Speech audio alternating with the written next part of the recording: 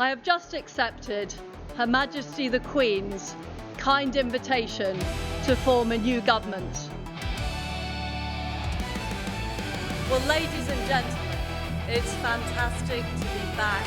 In this new era, we're taking a new approach. It will be uncensorable and uncancelable. We can't give in to those who say we can't do better. That is a disgrace. We can make the West great again. The status quo is not an option. Welcome to the Liz Truss Show. Like it or not, in Britain we are living under the House of Blair. He has had more impact on the country than any Prime Minister since Stanley. All of our problems, the sluggish economy, mass migration, two-tier justice, and cultural decline can be traced back to his legacy. It turns out that the 1990s was actually the decade of doom, where having won the Cold War, we decided to squander everything that had made us great. While in the 80s, Mrs. Thatcher delivered a temporary reprieve in Britain's economic decline and gave patriots cheer, sadly, it was an interlude in Britain's post-war decline. Blair took what was Keynesianism and statism and added a large dose of postmodernism, globalism, and Europeanism, the Bible of the modern left. An entire generation of Labour and Conservative politicians bought into this, radicalised at university in the 60s and 70s. Traditional industries, pastimes, and a stiff upper lip were out. They were replaced with a new elite of human rights lawyers, bureaucrats, and experts. Their concerns weren't the state of Britain or the condition of its people, but concepts like international development, devolution, climate change, social justice, and human rights. It was a grim, utilitarian, desiccated view of humanity. We are all just simply identical cogs. In this new world, the ultimate crime was being English. The Blairites formed powerful networks with their fellow travellers across the Atlantic, in Clinton and Obama, and across Europe through the EU. Their spiritual home is the World Economic Forum in Davos. These politicians and hangers-on ended up backed by multi-million-dollar foundations. The NGO industrial complex was fermented, and a grifter class emerged, most of whom are now in the House of Lords, or at one of Britain's hundreds of quangos, or in the NGO sector, all filtering from the state. Act after act was passed, where Parliament gave away its power. The Human Rights Act, which gave the same rights to foreigners as to native Brits. The Constitutional Reform Act, which made the judiciary unaccountable and broke from 1,000 years of common law tradition.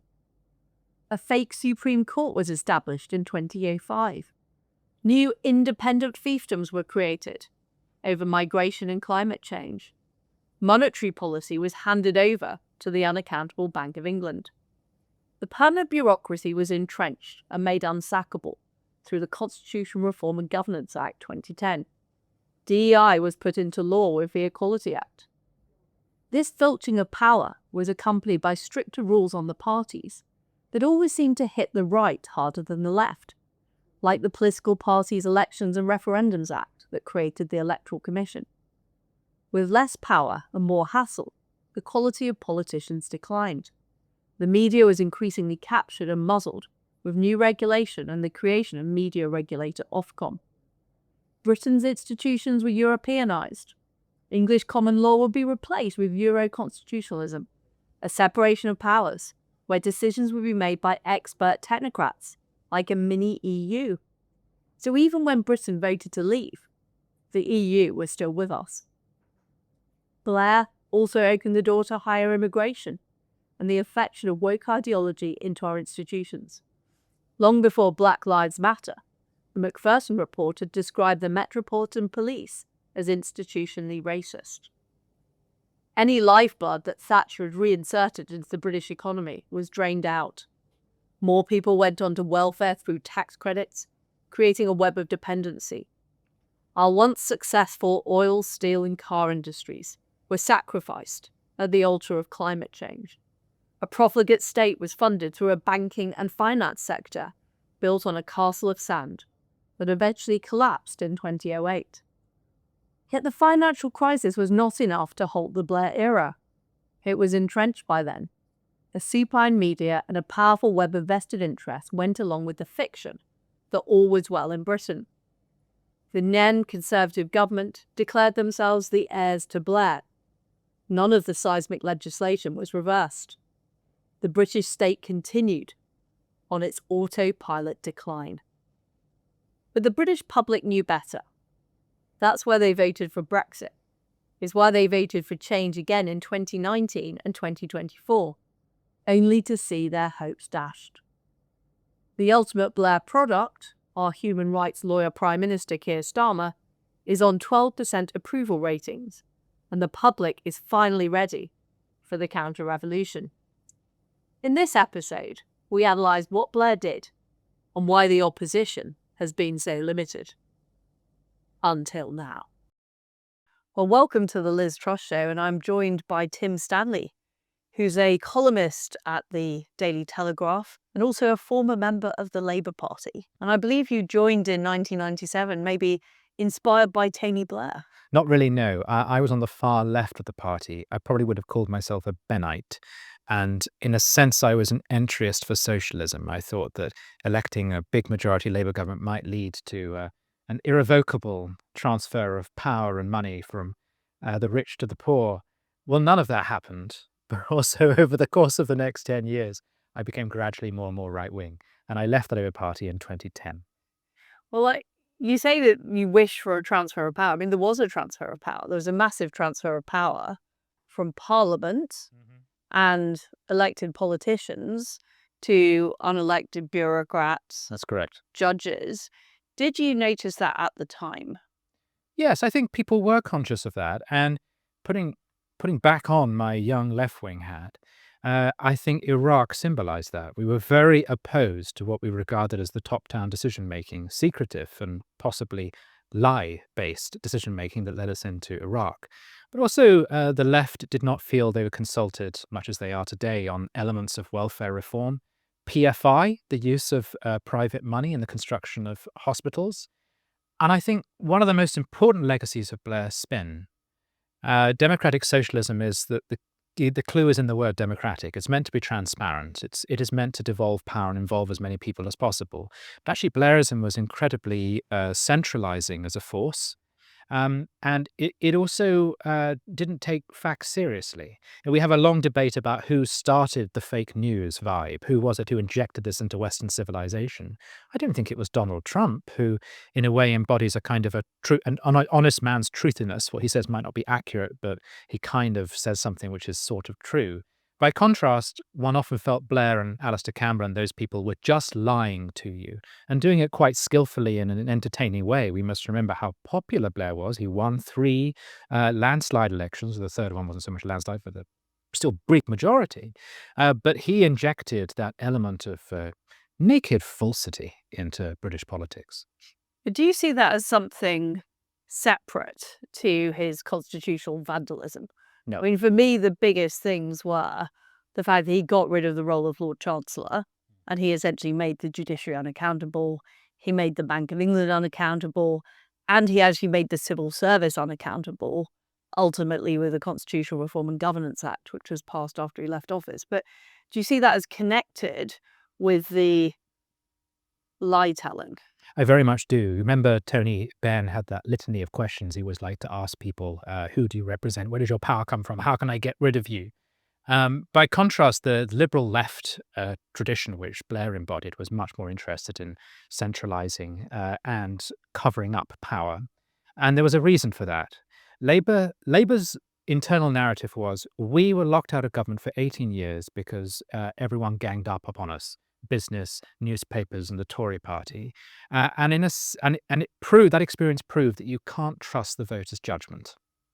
Therefore, if we are going to change this country, we need to first of all do it in ways that people don't notice. I mean, you mentioned things like changing, say hereditary peers. Public doesn't care about that. Replacing the laws with Supreme Court. Public doesn't care about that. So you do things which people don't really notice. But you do things which rewire politics such that you can never not have a Labour government, even if you elect a Tory one, because you've made the civil service completely independent of control, or because you've written laws like the Equality Act 2010, which mean that every future government either has to go through and desperately untangle all this legislation, which has been established through the media as being holier than thou because it's about equality and diversity, or you just accept that Labour has rewired public life such that we are now a country that has trans rights. Much of what we are dealing with today are things that are the flowering of seeds that Blair planted into our constitution. And there's stuff that at the time was difficult to argue with, and you thought, why waste energy arguing against it? But we now realize it actually was part of the project. It was about trying to correct the democratic bias against Labour because the British public is, in their heart of hearts, quite conservative. Do you think Blair and his cronies fully understood what they were doing back in the early 90s when they were developing the project? Did they have a master plan? They did, but I want to stress they were quite idealistic about it. There was talk at the time of bringing home the revolution, meaning the American Revolution. That Britain still had all these out-of-date elements to its constitution that needed to be got rid of and updated and modelled much more on America, so hence the Supreme Court rather than the law lords. And also they thought, if you take something like the Human Rights Act, rather than allowing Home Secretaries or majorities to tinker with people's civil rights, let's embed this stuff in legislation and, crucially, let's tie us to Europe. And there was a long-term view that we are going to move more towards the European Union, and we need to proceed carefully but cautiously, according to, I don't want to say a plan in the sense they got down and drew up a conspiracy, but this is the direction we are traveling in.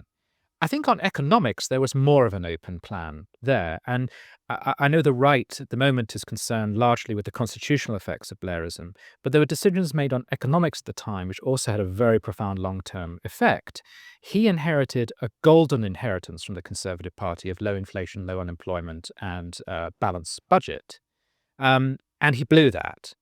And he did it while, on the one hand, unleashing the market and in some ways taking the country even faster in the direction that it was put on by Margaret Thatcher. Globalization, free trade, we had a very strong pound, and crucially, mass migration, importing people. And so we, in a rush, transformed from a blue-collar economy that made things to a services-based economy which exploited cheap labor. So in 97, about 21% of our business was manufacturing. By the end of his time in office, it was about 14%. And that's one reason why so much of the Brexit rebellion takes place in the northeast, in former manufacturing towns, because they were actually economically disadvantaged.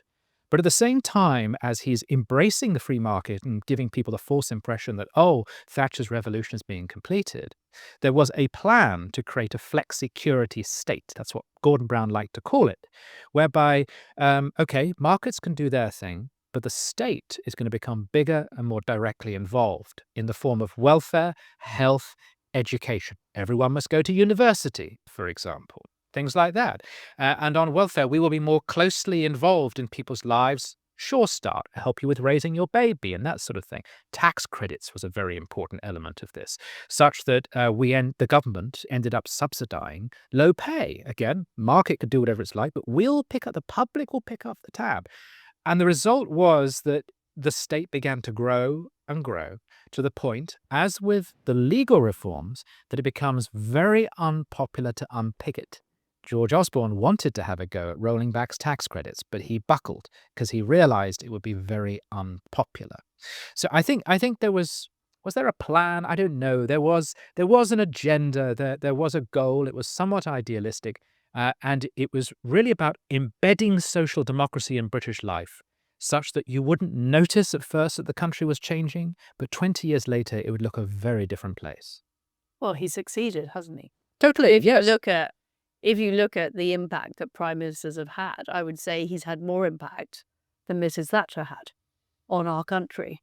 If you look at where Britain is now, the problems we have now, a lot of them can be traced back to Blair.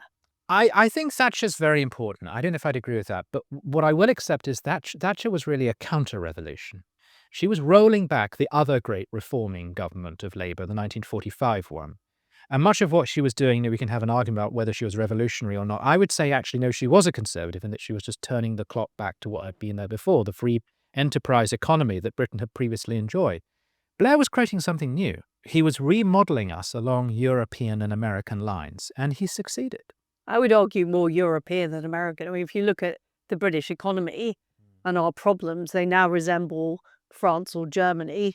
The levels of debt, the levels of productivity, the size of the state, the scale of taxation. Yes. Ironically, just after Britain voted to leave the EU, we've actually become Europeanized. We've got a lot of unaccountable institutions, a bit like a mini version of the EU.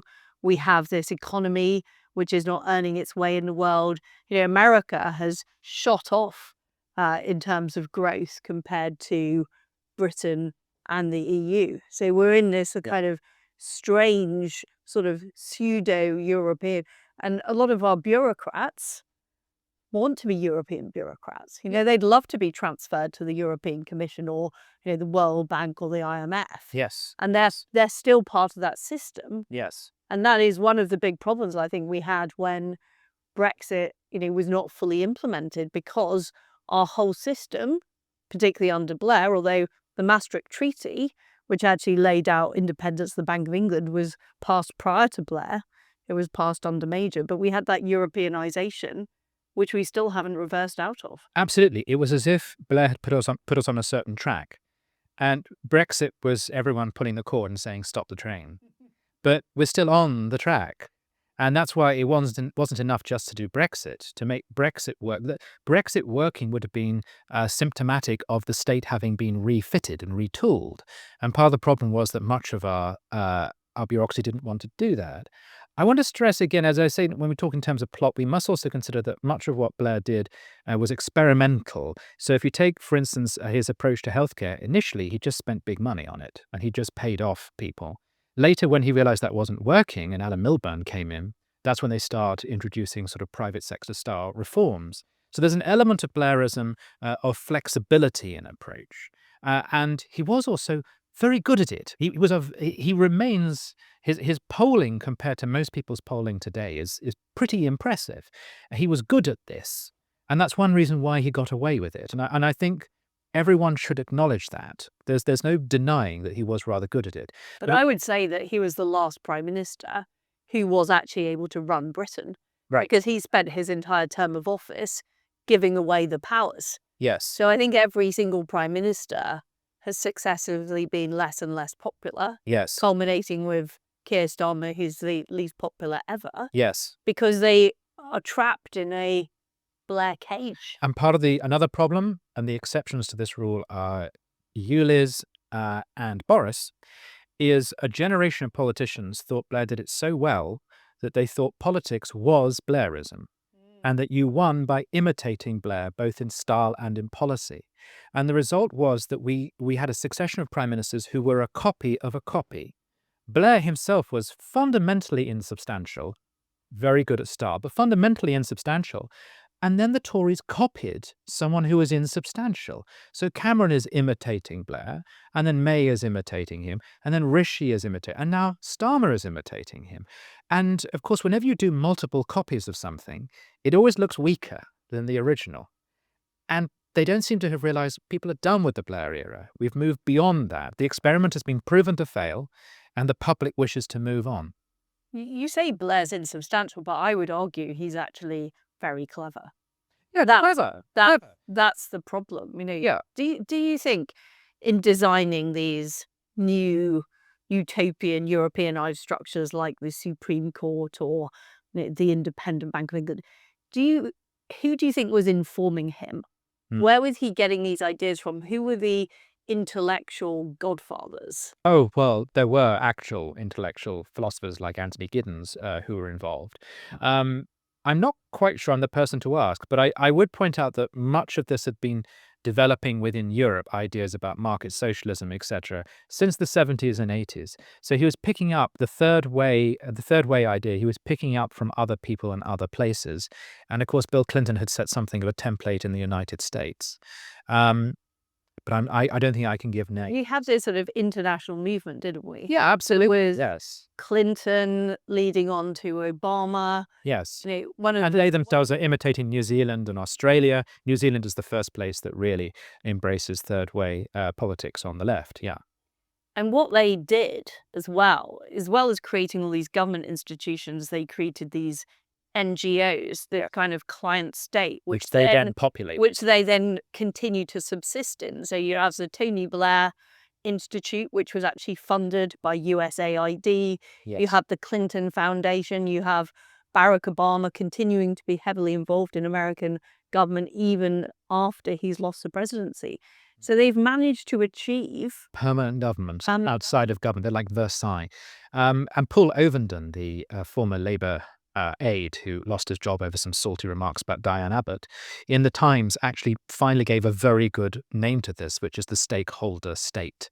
And it's a state which is governed by bodies and by groups and by celebrities and people who show up and activists. And it is removed in power, accountability, and crucially in interest from the public. So the fuss over Christmas about the Egyptian dissident Al-Fatah coming to this country, he mocks that and says when he worked in the halls of power, people brought the name up all the time, such that it became an in-joke. None of us had heard of him. None of us particularly cares about him. I mean, we care about him. Now we know he's a raging anti-Semite who's been granted British citizenship.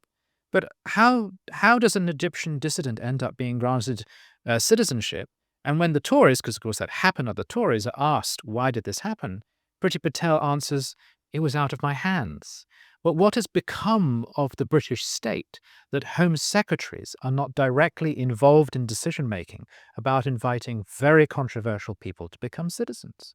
But that's what happens when you have an institution that you can't hire and fire the senior people. Yeah. And we've seen the same happen in the police, but also when what is legal and what is illegal is decided by civil service lawyers. So they essentially control what government ministers are able to do. And that's the state Blair created. Mm-hmm. To what extent do you think now in British political debate the political parties understand this? You know, do the Conservative Party understand this? Does Reform understand this? Does even the Labour Party understand what the problem is? Yes, I think many of them do. I mean, there are even Labour MPs now who will whisper about leaving the ECHR and things like that. And there are Labour MPs who are speaking out against Keir Starmer's attempt to go back into the EU, which I think is significant. And I think on the right, definitely there's been a change. And it's partly as a result of the experience of being in government and the realization there were certain things that even if they had wanted to do them, and too often they didn't really want to do them, but even if they had wanted to do them, it would have required primary legislation to untangle all this inheritance from Labour that they were dealing with.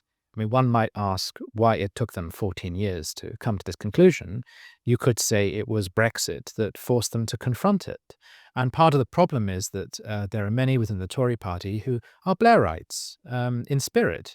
I don't say that as a bad thing. I don't judge them for it. I'm not saying they're Reds under the bed or anything. It's just that they grew up at that time when they thought that was where the world and politics was going and that Blairism was the right and ethical thing to do. And so long as Kemi Badenoch has to deal with those people, then whatever tiny majority she might be able to squeeze in the future, she's going to be held back by them because they're not in favour of unpicking the Blair inheritance. But also, the mainstream media has been a big backer of Blairism. Oh, you talked about what a media genius he was, and he was. But you know, every single institution that he has created has been given a false legitimacy by the media. Yes. You know, the decisions of the Supreme Court. You know, this is a bunch of self-appointed judges. Right. You know, or the decisions of the Independent Bank of England, and I came up against that when I was Prime Minister. You know, that ultimately those so-called independent institutions are more trusted, yes, or perceived as more trusted, yes, than elected politicians, or indeed what happened over COVID with Sage. Yes. You know, these unelected experts have been venerated. Yes. And I still think there's a culture in Parliament of talking about them. Yeah. Talking about the Office of Budget Responsibility as if they had any foresight ability whatsoever. This brings us to the philosophy of Michael Oakeshott, who argued that what modern liberalism does is it establishes a cult of expertise. If you believe that everything is just a judgment of what's best for the majority, if you're utilitarian about it, there is always an obvious answer. And there's always a cast of well-trained people who can see what the answer obviously must be. And what we have done is given that class of experts places within which to rule, where their power is very difficult to touch. And the media plays into that. Because if you're a smart, clever person, you want to be on the side of the experts. The genius move of giving these people the appearance of independence, such as the Bank of England, means that whatever the head of a Bank of England does, and I don't know, he could suddenly advocate nationalizing farmland or something, there will still be an instinct within many people to say, well, he's independent and he's an expert, ergo he must be right. But someone who is elected could well be an expert, but they're not. They're dubious because they are elected. They're political, and that's one reason why it's become so difficult to challenge them. And when one does, one is accused of subverting democracy. This is the extraordinary thing. When one says of the judges during Brexit, I'm not sure if I trust their opinion, I don't know why they wield this kind of power, you're undermining the constitutional settlement and the liberties that we've all enjoyed going back to Magna Carta, and all this sort of nonsense is spoken. No, they are a group of self-appointed experts who themselves operate according to a certain ideology. You mentioned the Bank of England. The Bank of England is at the center of the money printing fiasco for the last bordering on a couple of decades, which has done tremendous damage to our economy. That was something that a global class of experts thought was the right thing to do. And then, of course, the next minute they'll decide it isn't the right thing to do, but the U-turn is never observed because they're experts, so they're unimpeachable. They're beyond doubt. See, what has to change in order to end the Blair era, which we're still in? Oh, well, I mean, you begin by repealing some of the key pieces of legislation which were passed, in many cases, in a rush under Brown, actually, rather than under Blair, of which the Equalities 2010 is the classic example, which took various different bills which had good intention and were meant to prevent open public discrimination against people, and they instead embedded into public life the idea that we are categories of persons, and those categories trump the individual in some way. And a lot of the various cultural problems we have all linked back to that. So you have to do this very boring job, which will be difficult to explain to the public, and it takes a lot of parliamentary time of undoing those sort of pieces of legislation and replacing them with something else. But it can be done with a government that understands the problem and has the majority to do it. And what's your thoughts on the senior echelons of the bureaucracy, on what you do about them? Because we now have people who have become politicized. That's the reality. Yeah, and reform's approaches bring in outsiders. That seems, I sense that's what reform would want to do. There are strengths and weaknesses to that. The civil service is still very useful. It still is quite a good civil service. We need it. It's a question of leadership. Former ministers, I mean, you know more about this than I, but former ministers often say that with civil servants, there will be cultural resistance. But if you tell them you are going to do this, most of them will fall in line and do it. So it's partly about having good people at the top who can crack the whip. I think that might have been the case in the 1980s, but I think it's no longer the case. I think our civil service has got worse. Right. It's got less productive, but also it's got more ideological.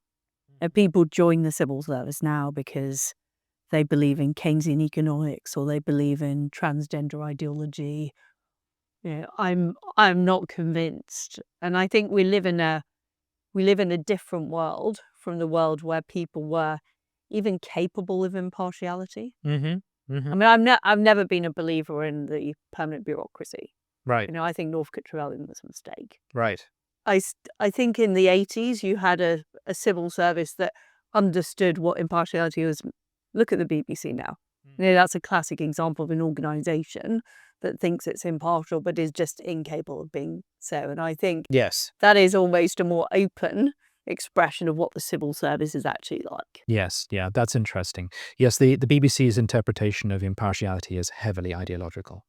its impartiality means that it will always do certain left-wing things because that's the impartial thing to do. And that's very frustrating. Well, thank you very much, Tim, for giving us your full exposition. And you moved with the times. The Labour Party in 97, the Conservative Party in 2010. So we'll all be looking for which party you back in 2029 as to what the future holds. Thank you very much for coming on the show.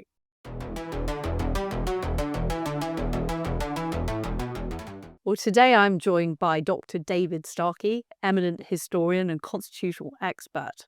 David, welcome to the Liz Truss Show. Fantastic to have you on. A pleasure.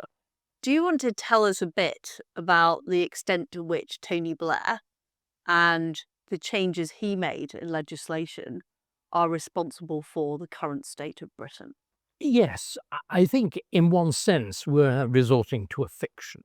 That's to say, there are very long-term developments before that which are problematic. But things dramatically speed up under Blair. I also think that Blair, as we all know, was a man with a mission. Those eyes, that sense of, although we don't talk about God, the hand of God, otherwise known as the hand of history, is on your shoulder. And I think Blair genuinely embodied an attempt at doing something we all laughed at.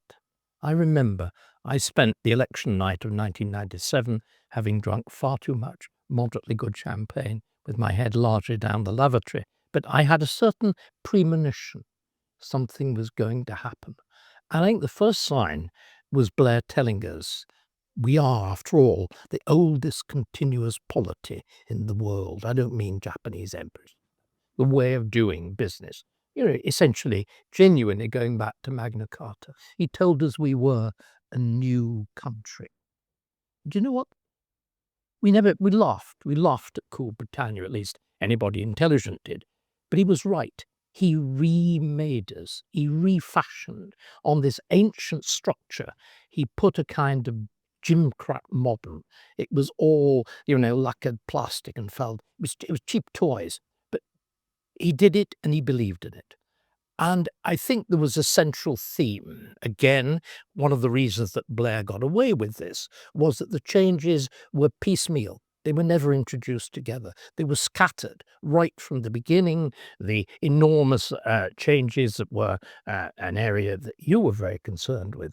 That's to say, the setting up of the Monetary Policy Committee of the Bank of England. That was loudly advertised at the very beginning in 97. Again in 98, the incorporation of the European Convention on Human Rights into English law. But the major constitutional settlements, they're right at the 2005, 2003, 2005, with the Supreme Court, the effective abolition or reduction of the office of Lord Chancellor, and then the enormous shifts of the Equality Act right at the end, forced through by Harriet Harman, with that nice Trevor Phillips, remember, being largely responsible for the detail. He needs reminding of that more often. And by this time, Blair's gone and it's Brown. But there is a single theme that connects the Bank of England, the ECHR, the Constitutional Reform Act, the Equality Act. It is the removal of power from people who were in your position, that's to say, as an MP, as a Prime Minister, directly responsible to the electorate, and the sending of power in two different directions, but with the same effect. On the one hand, 1997, the Monetary Policy Committee, towards quangos, towards expert committees.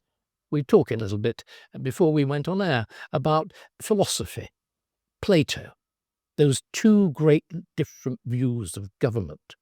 Plato, that it should be a matter of experts. Aristotle, wonderful chap. Everybody, there's the little joke about being liberals or little conservatives. I think everybody is either a Platonist or an Aristotelian. I'm an Aristotelian. Aristotle said, the judge of a meal is not the expert, not the cook. It's the eater. Plato, completely the opposite. It's the expert. And Brown and Blair believed in the rule experts, which is why we have 400 and odd quangos controlling roughly a third of state expenditure. It'll have gone down a bit as the NHS quango is semi-abolished. If you remember, it's proving so expensive to abolish that they're not even sure they can actually afford to abolish it because of the redundancy payments. So you have this deliberately deprives any politician of direct influence over pathways of policy, over, let's face it, the Climate Change Committee effectively determines fuel policy. The trick of being a politician managing experts is to do it properly.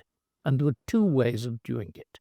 And the proper way of doing it is fought over, the actual phrase is fought over by two very great politicians, Teddy Roosevelt in America, Winston Churchill here. It's that wonderful phrase. You take the scientist as the archetypical expert. The phrase is, you want your scientists on tap, but not on top. And the problem is, Blair created the scientist on top. And we have the catastrophic illustration of that with COVID. We were ruled by an expert committee. It was even called SAGE, platonic experts. You could see them, draped in togas, solemnly sitting on Mount Olympus, getting everything wrong because they're pursuing the single issue. You've been in government. You've had ultimate responsibility. It's that terrible task of weighing things against each other. Single issue committees don't. They pursue, as COVID did. The SAGE had one purpose. It was to make sure nobody died of COVID. It didn't matter if they died of anything else, which is why, do you remember, we literally abolished the NHS, became the National COVID Service. We stopped treating cancer. We stopped treating heart attacks. We incurred debts on the scale of a moderate to large war. We destroyed the educational opportunities of generations of children. With furlough, we destroyed the habit of work, all in the name of stopping people dying from what turns out now, clearly, not to be a very serious disease. So you do that. That's one thing Blair does. And the other thing he does, which I think is even more important, you change the meaning of the rule of law. Traditionally, A.V. Dicey and whatever, the standard 19th century, late Victorian works on the Constitution, they emphasize the opposite of all of this. They emphasize the sovereignty of Parliament, the authority of Parliament as representing the people to take all the final decisions in law and with no other body superior to it. But Dicey also had this idea of the rule of law, which is proper procedure, how you go about implementing parliamentary statute. But Blair here was a sort of front man for the work of a very distinguished, though I think deeply misguided lawyer, a man called Tom Bingham, Lord Bingham. And Bingham wanted a different view of law. He wanted law that had essentially a moral component, that was teleological, was going in a direction, not simply to giving justice, but to making a juster society. And Blair absorbed that. And Blair put it into practice, and it resulted in two things. It resulted in the catastrophic incorporation of the European Convention on European Rights, on human rights. Now, I always find it difficult because, again, one of the things that's gone wrong from our point of view is that the left has captured language. We on the right have been unbelievably bad at language. I mean, human rights, they sound wonderful, don't they? Who could possibly object to human rights? Problem is, you then give judges this vast discretion as to how they are to be implemented. It's not how we traditionally legislate in Britain. But there's an even more fundamental danger, Liz, which I want to finish on. I've been going on a long time.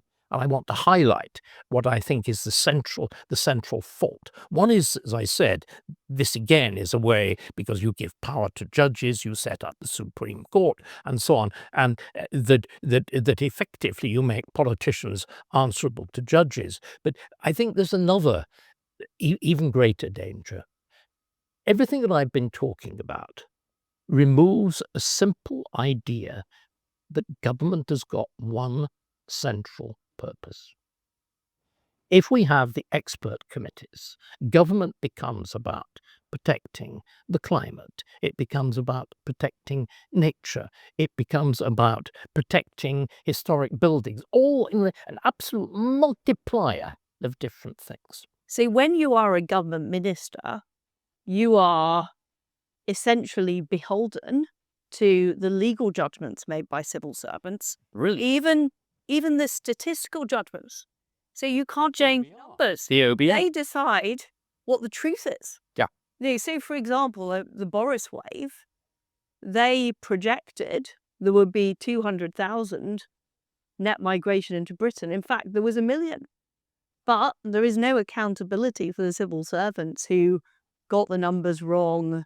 So you have a system where what is legal and what is true is governed by people that you can neither hire nor fire. And, I spent 10 years as a government minister. And in that, you're in that system. So you know that you are having to work with people who don't agree with you, who have, in some cases, they might be transgender ideologues. In other cases, they might be climate change obsessives. In other cases, in the case of the Foreign Office, they're actively anti-Israel. They are actively Gaza. Gaza. And we know that because some of them resigned because they didn't think David Lammy was left-wing enough. I mean, this is how ideological they are. And when you're dealing, because I don't remember the details of the Al Fatah case, I think it was raised in Parliament. And you look at your brief and it says, yes, this person should be released from prison. But you're relying... British citizen. But the whole thing is you're relying on a system that is actively against you. And at the time you're thinking, well, how do I just not make it any worse?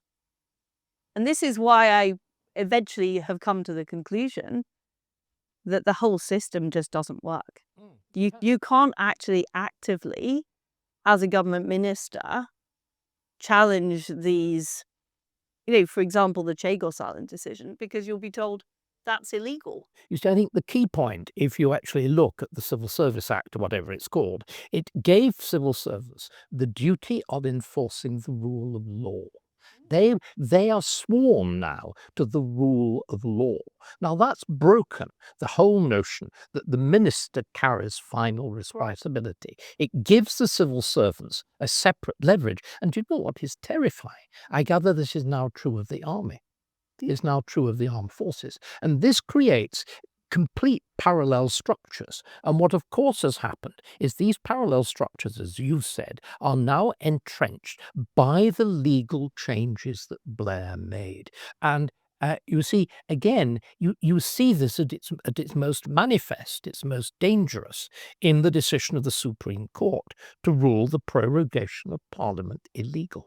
This involves a perversion of our entire constitutional approach since 1689, since the Bill of Rights. The Bill of Rights is absolutely specific. Judges must not interfere in the operations of Parliament, because you know what? That was exactly how the late Stuarts had sought to govern absolutely, through using the law and judges, Judge Jeffreys, why he's one lined up for execution after 1689. I think the present Chief Justice should be reminded of the fact that her rather plump neck might be available if sensible people come back into government. But that judges were used to circumvent the power of Parliament. And what the creation of the Supreme Court, what this elevation of a different view of the rule of law. So you've actually had, they haven't yet, the judges have not yet ruled formally against parliamentary sovereignty. The case, the Miller 2 case, in practice limited the sovereignty of Parliament and whatever, but they haven't formally ruled against it, but they've actually discussed it. The judges have actually proposed the idea that the rule of law is a co-equal and possibly even a superior principle in the Constitution to the sovereignty of Parliament. Now that's deadly. Blair began it, but unfortunately Cameron, May and all the rest of them, apart from you, continued it. Under the Conservatives, all the developments of the of the Blair years were entrenched and made effectively immovable without the kind of political earthquake that you're describing. So whatever happened in 2015 had the catastrophic effect that 2050 target is now legally binding, which means judges determine our extractive policy in the North Sea or determine policy over fracking. This is demented. But once again, Conservatives did it. Conservatives again, and it's shocking to admit this, we're talking about one of the ways in which this extraordinary consensus of opinion, what is conventionally called woke, has been enforced through effectively limitation of freedom of speech. Who is responsible for non-crime hate incidents? We are.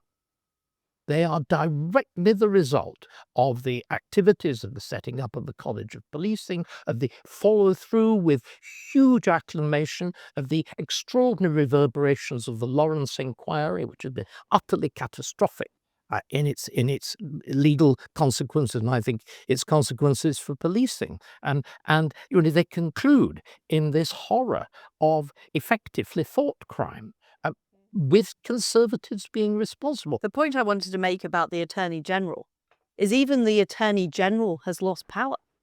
It's actually the government legal department, unaccountable civil servants, and ministers don't appoint the head of the government legal department.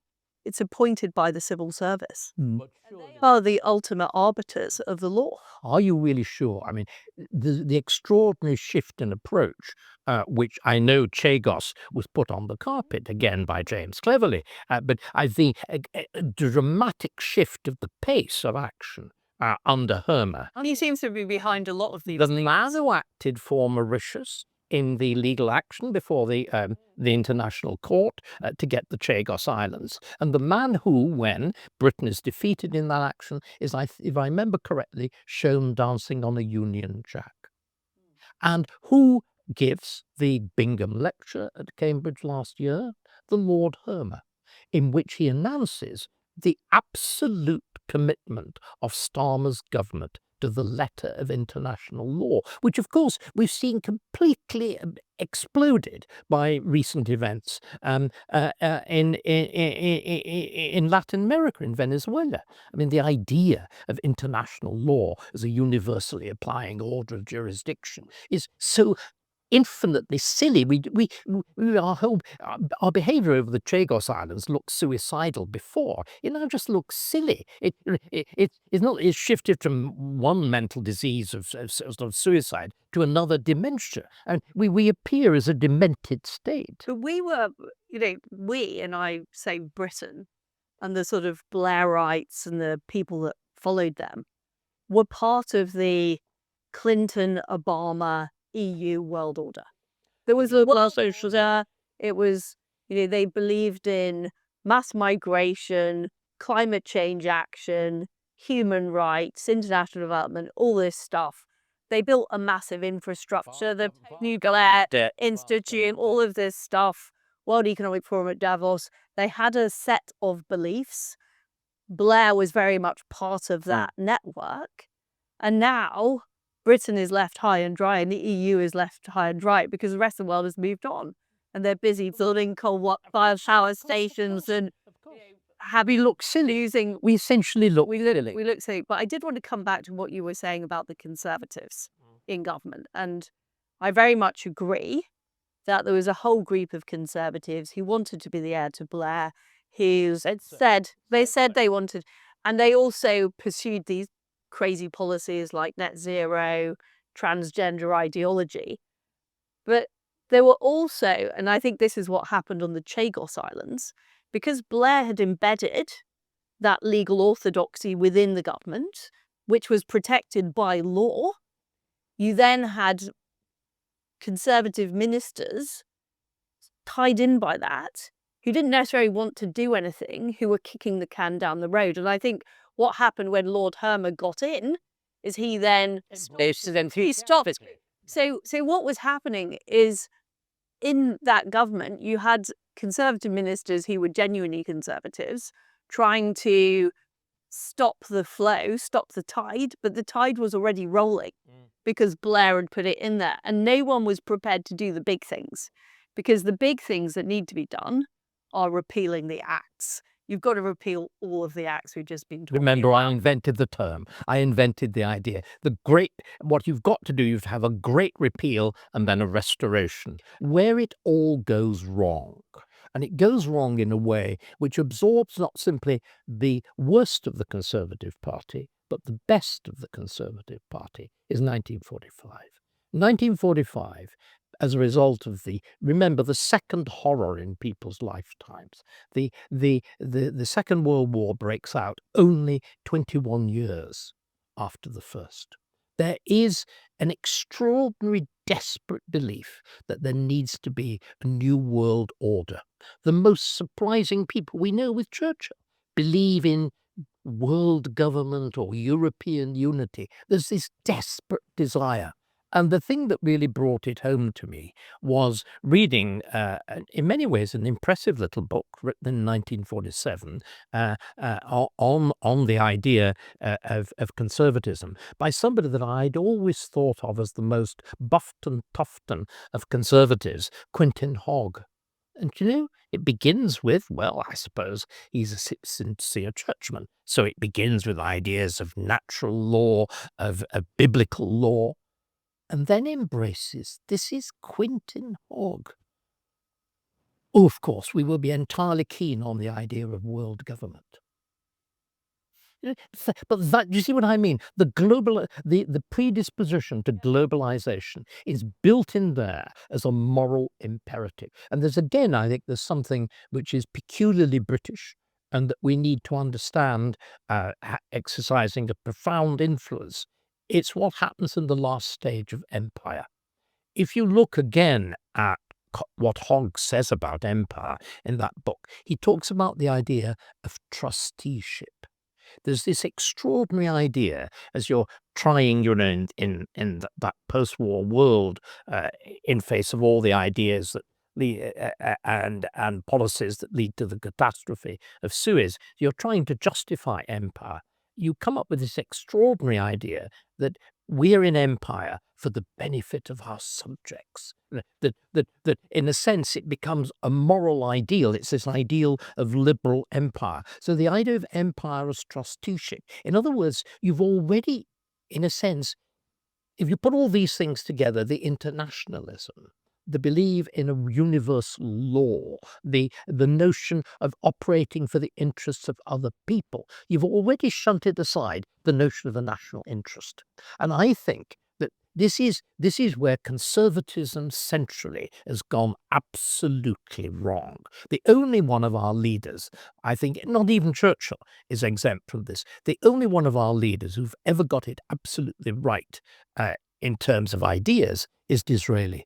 That wonderful phrase, the Conservative Party is a national party or it's nothing. And this is what, of course, is the connecting thread in what you're talking about now, in what Brexit was or should have been about. Is the connecting thread, of course, that links us back to the enormous changes in America and that are going on under Trump at the moment. It is that it is proper that each state pursues its own interests. There's nothing, but you see, the moment you say this to most liberal people, they go, "Oh, isn't that fascist? Isn't it terrible? Doesn't it lead to war?" But didn't all this, you talk about post-Second World War, but we also had the League of Nations, which Britain championed with these liberal globalist ideas. And Woodrow Wilson behind them. Which was a disaster. Another disaster. So why didn't they learn the lessons of that after the Second World War? Because essentially we've recreated this order, which I think Trump is the person who is trying to deal with it. I think there's a lot of truth in that. But let's actually look at why were they so keen? Why were they so keen on an international rule of law? Can I tell you? I think it is above all to justify Nuremberg. Remember the great reply of the German leaders of people like Goering. I mean, we have this ludicrous view of the Nazis as fools. They're not. They're highly intelligent people. And there is the immediate response when there is a proposal to try them for war crimes. This is victor's justice. So what you have to do is to create the notion of a higher law. This idea that there are laws that not even the power of the state can break. Now, this is great if what you're wanting to do is to hang Göring.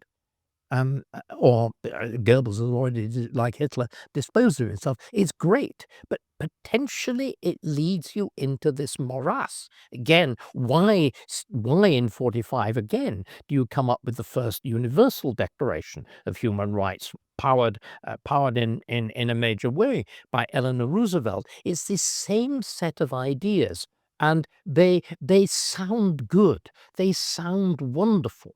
In practice, they are catastrophic, and I think they're particularly catastrophic in a common law system. In continental systems of law, the muddiness of the language doesn't matter because all laws are muddy, and everybody adjusts accordingly. In common law, you treat the text seriously, and when it comes to the ratification in 1951 by the Labour government, of course, in its dying days, what's really striking is that the Labour Lord Chancellor, a man called Jowett, if I remember correctly, Jowett says this is the worst drafted piece of legislation he'd ever seen in his life. Any experienced lawyer can make it mean whatever he wants to mean. And you know it's the only reason that we ratified it so promptly? To look good. There was a memorandum from the Foreign Office saying, if we don't ratify this, it will look bad. And then there was another appended note which said, and by the way, we don't think it's ever going to be applied very, very, very literally. And by the way, yes, we do know many features of it do disagree with common law, but we don't think anybody will really. Even we went into it knowingly, and yet with all the guff that you will have heard, but it's important for Britain to appear a clean-handed power. And we've sold ourselves this. At the same time, look at China, look at America, look at India. These are powers that pursue Turkey, France. Why we can never negotiate with the French? Because in English it's rude to say no, whereas the French love, as you know, if you sort of ask for the wrong thing in a restaurant, no. They love saying no. We are hopeless. We used to be good at it, though. We used to be good at it. When you go back to Palmerston, Indeed. if you go He had gunboats. He had gunboats. So where did this? What you're saying is the Blairism is an acceleration of the rot Precisely. that was already there. Precisely. That was already there, and that emerged essentially in the 19th century. Some of it, it's liberal interventionism. It's Gladstone. You were liberal once. It's your lot that's responsible for this. I mean, Disraeli understood. That was a teenage indiscretion that we don't It give. lasted quite a long time, I'm told. Well, I left when I was 20, so Remember, I have secret information about you from my friend Mark Littlewood. So, and we can giggle happily about this. very good. Well, thank you so much, David. It's been a great discussion. A pleasure. Great pleasure. We've seen the sheer impact that the Tony Blair government had on Britain, where it was vandalising our constitution, trashing our economy, or changing our way of life in ways that sometimes seem irreversible.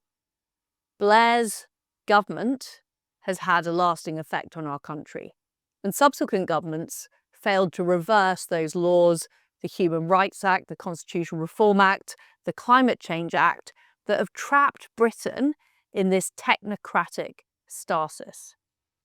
Now, he had help from his allies like Clinton and Obama, who were trying to do the same thing in America, placing their people in the deep state.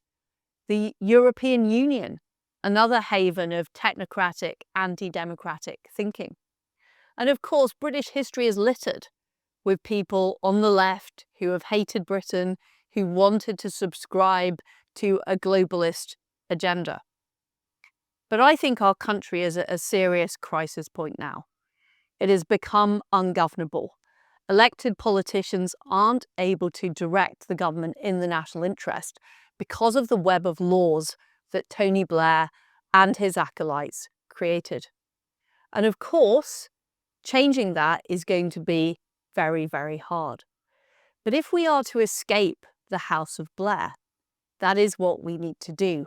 We need to repeal those laws, but we also need to take on the placement that people like Tony Blair and Gordon Brown gave office to, gave sinecures to, who do not share the ideology that is going to be able to transform our country. That is why it's so important that people understand why we are where we are and what we need to do to achieve a genuine counter-revolution in Britain. Thank you for joining me on the Liz Truss Show.